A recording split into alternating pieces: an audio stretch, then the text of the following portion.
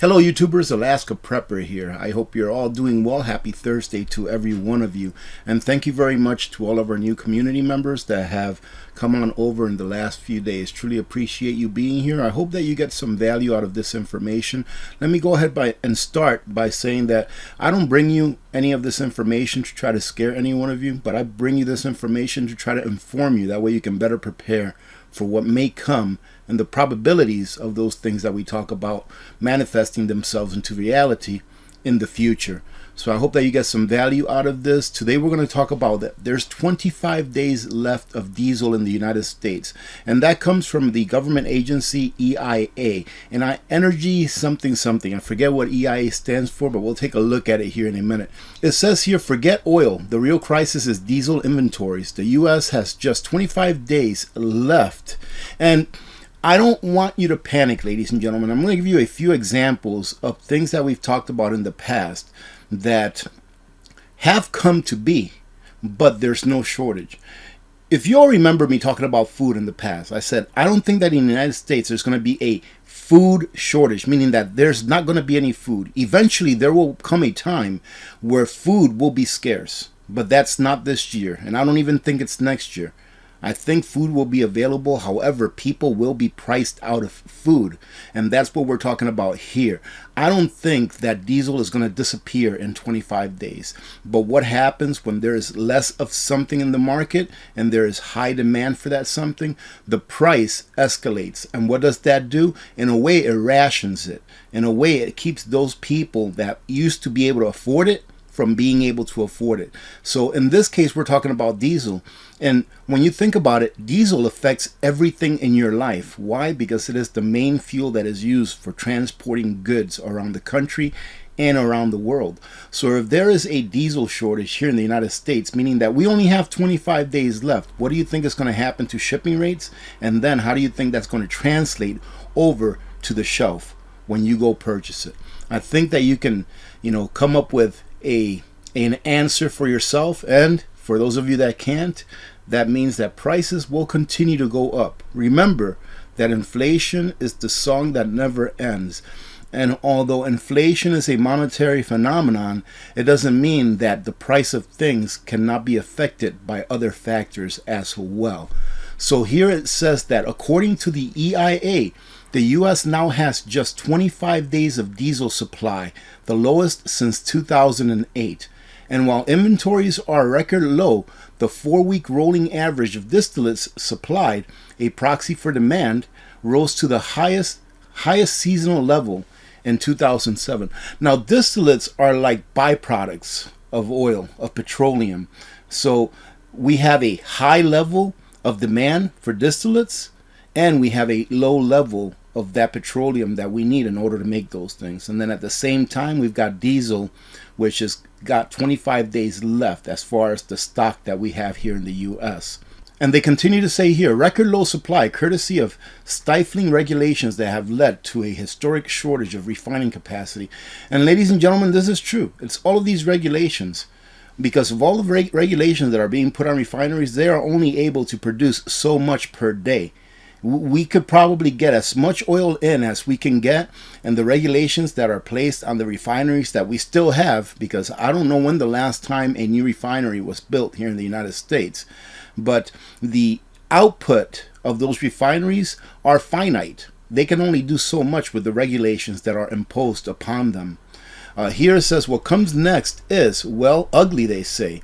While weekly demand dipped slightly in the last week or in the latest week, it's still at the highest point in 2 years and amid higher trucking, farming, and heating use. We are going into the season where petroleum-based fuels are used the most here in the U.S., which is the winter season.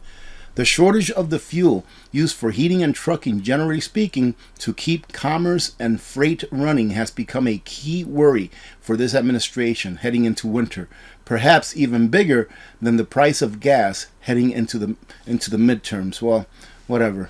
I don't really try to make these things political, as you all know who've been here for a while. As Bloomberg's Javier Blas writes, such low levels are alarming because diesel is the workhorse of the global economy.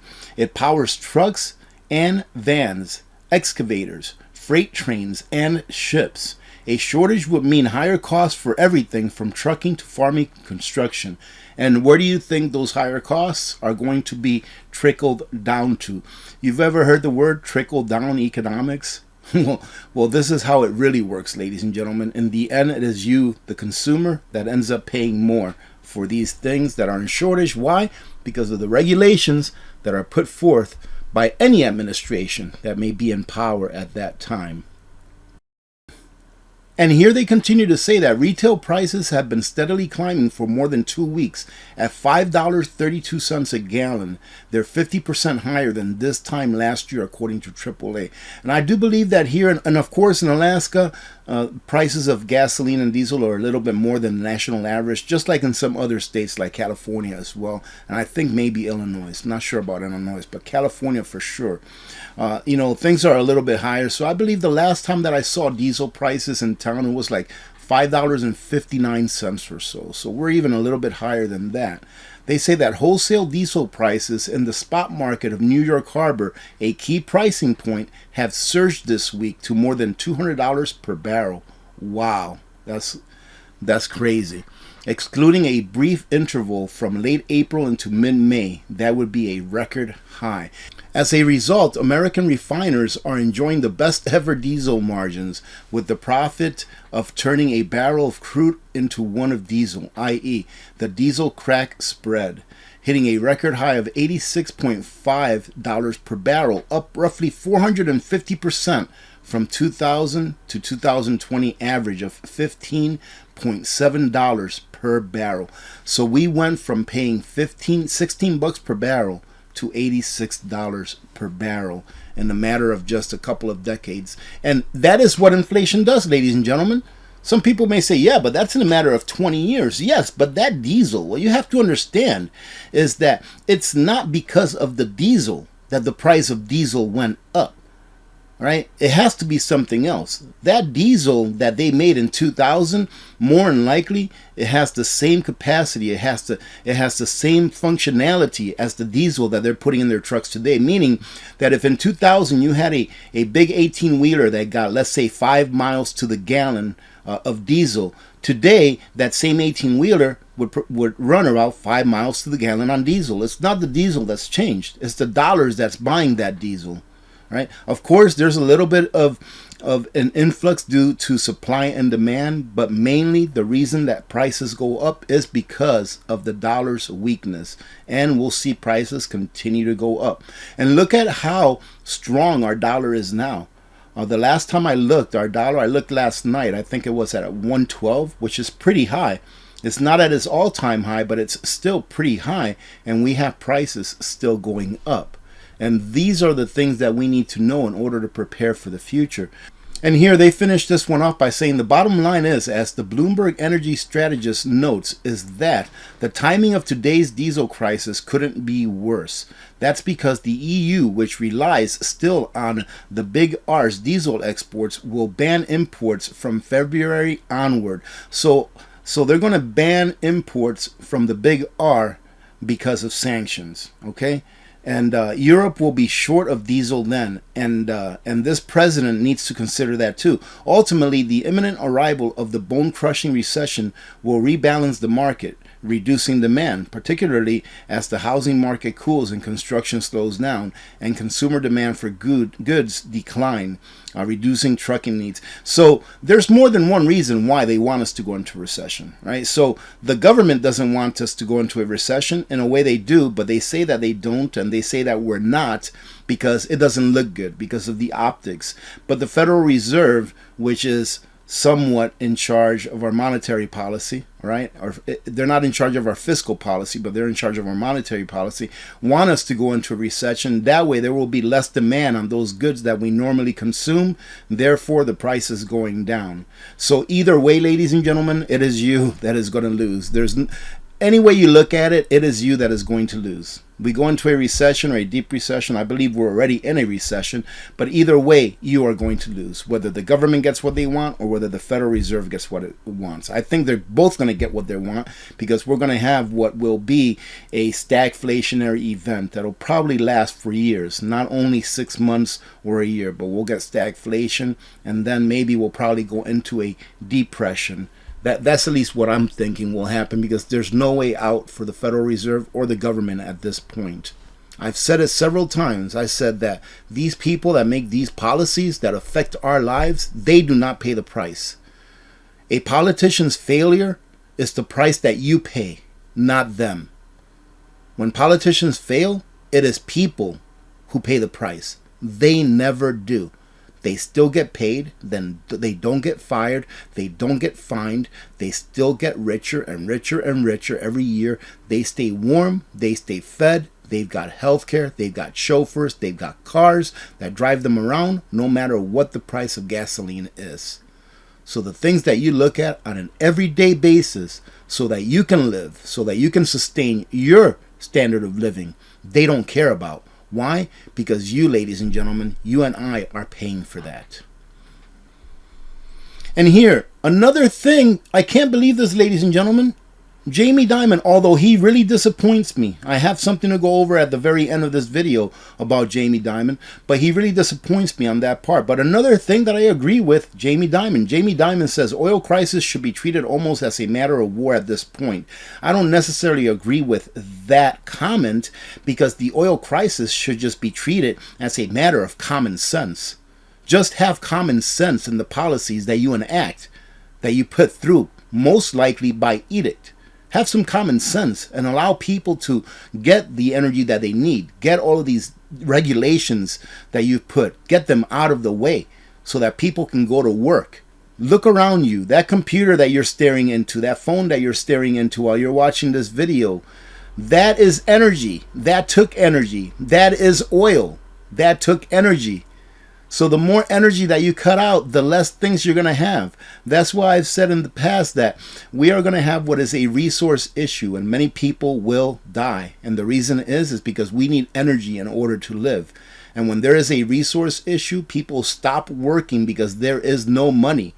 If we go into a depression, for whatever it may be, either a deflationary depression or an inflationary depression, that means what? That means that there's either not enough money to go around, or that there's too much money to go around and it's worth nothing, and people will not work for free.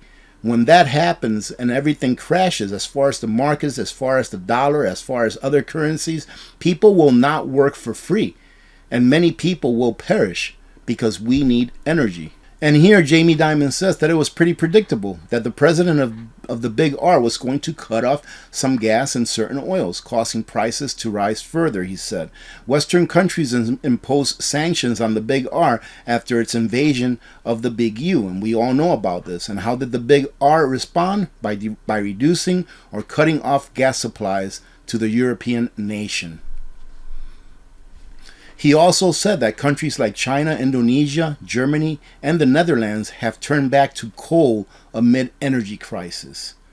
So what good are these sanctions doing? They're reversing the same thing, the very thing that governments, at least Western governments, have been touting for decades now. They're thwarting the same thing, that very thing that governments for the last several decades now, well, at least Western governments, have been touting about. We need to save our environment. We need to get green energy. Now we're doing a complete 180 into that same thing that they wanted to get away from. Why? Because of their policies. That's why. Listen to this, ladies and gentlemen. This is from Jamie Dimon, right?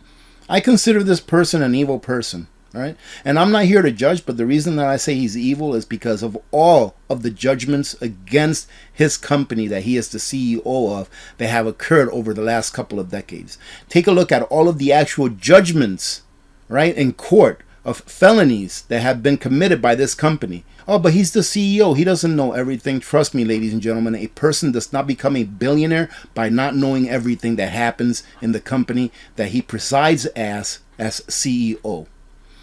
He says, in my view, America should have been pumping more oil and gas, and it should have been supported, he told CNBC. I have to agree with that 100%.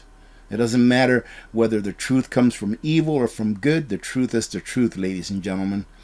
Dimon noted, it sounds like Europe has enough energy supplies to get through the winter, at which point he pivoted to the longer term problem. It's not this winter that's going to be the big issue. It'll be the next winters ahead.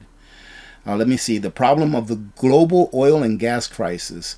The J.P. Morgan Chase CEO urged America to play the real leadership role. America, he says, is the swing producer, not Saudi Arabia, he said.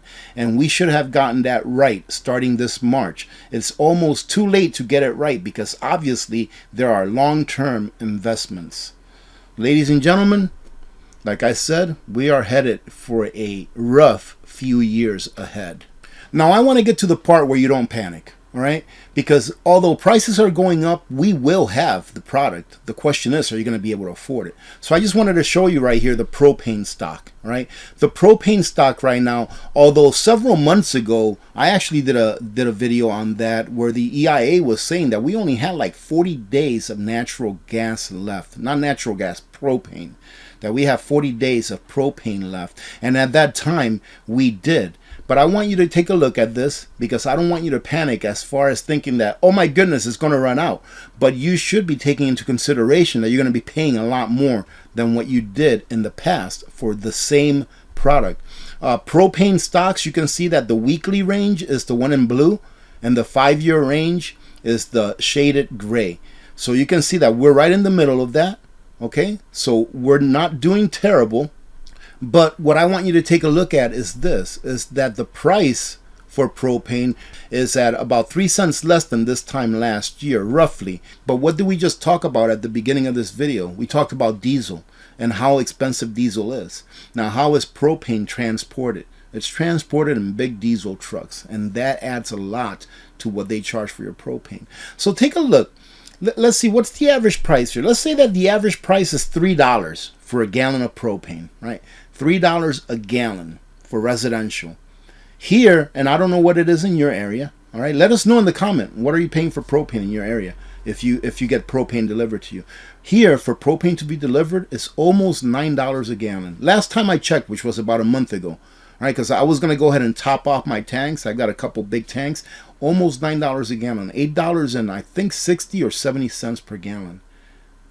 That's almost 3 times what they're charging here for the wholesale residential price. All right, so it's not that it's not going to be available, are you going to be able to afford it? Take a look at the supply and the demand. The consumption is the line in blue, which is just a little bit under the total supply. So you would think, wow, the supply is more than the demand, so the price of natural gas shouldn't be that much. But ladies and gentlemen, take a look at this. Now look at the difference between the spot price and the actual wholesale price. The spot price here is roughly $5-6 a gallon, or $6 per million BTU, right? Not per gallon, per million BTU. But look at how much we pay for it. This is how much it costs right here. And these are different parts of the country. We're anywhere from $14, the cheapest, to $15 to $17. The U.S. average is about $16. So the spot price is almost 3 times less than what the average winter, this is the retail price, than what the average winter retail price is for natural gas. So don't be afraid that we're not going to have it. But what I would say is that if you use one of these fuels to heat your home, make plans for either paying more or try to stockpile now while you still can, because I believe that the prices will be going higher this winter, of course, because demand is going to be a lot greater. Now let me go ahead and finish it off with this little beauty right here. J.P. Morgan cancels religious nonprofits checking account and demands donor lists as condition for reconsideration. So pretty much, I'll leave this link down there in a pinned comment along with all of the other articles that I cover here if you want to revisit them. So pretty much they canceled I think it was a 501c4 account, which is a nonprofit account, which was for a religious institution. And right here, ladies and gentlemen, is what's going to happen when they put us on a CBDC. Right now, banks are doing this. Banks are taking it upon themselves to cancel institutions that they don't agree with. A job of a bank is to bank, is to have a ledger with an in and an out, provide loans, things like that, right? A job of a bank should not be a bank that determines who can and cannot bank because of their First Amendment rights. And that's what this is, especially for a bank like JP Morgan, which you can do your own research. I'm not going to pull up the hundreds of fines, and a lot of those fines were fines for offenses that were felonies, right? Not just like, oh, we forgot to reimburse this person for this late fee that we shouldn't have charged them. Not for those, but for felony offenses as well. And here we have a bank that has a history of criminality now deciding who can and can't practice their First Amendment, be it whether they're on their bank or not. You know what I mean, right? They're not saying that they can't practice their First Amendment, but they're saying because of what you're practicing, which is endowed to you by the First Amendment, right, which is protected by the First Amendment, right, it was given to you naturally, we're not going to go ahead and allow you to bank here. And when we go into a CBDC, a centrally banked digital currency, you think it'll be a little bit worse than this? It'll be a lot worse than this, ladies and gentlemen. But they did tell that place that they would reinstate their account if they gave them a list of all of their donors, right? Of all of their donors that were doing donations to them, and political donations or political affiliations as well. Having said that, ladies and gentlemen, I probably made this video way longer than it needed to be, but you know what? I missed you all. I hope that you're all having a great day. I've been working on a review video. Well, not a review video. I think this video that I've been working on is on water filters for a couple of days now, and I'm hoping to have it done today. Not sure if I'll be able to put it out today, but if not today, I should be able to put it out tomorrow. All right. It's taking a little longer than I expected, but I want to make sure that I give you good information instead of just throwing stuff out there. Having said that, have a great rest of the day. I hope that you all join in tomorrow during our live stream at 2 p.m. Alaska time, 6 p.m. Eastern time. Till then, remember to be good to each other. When good people do good things happen. Remember to reach one, teach one, and repeat. If we all did this, the world would be a better place, and you know that it will be a better place. Many blessings to every one of you and your families. I'm Alaska Prepper. I'm out.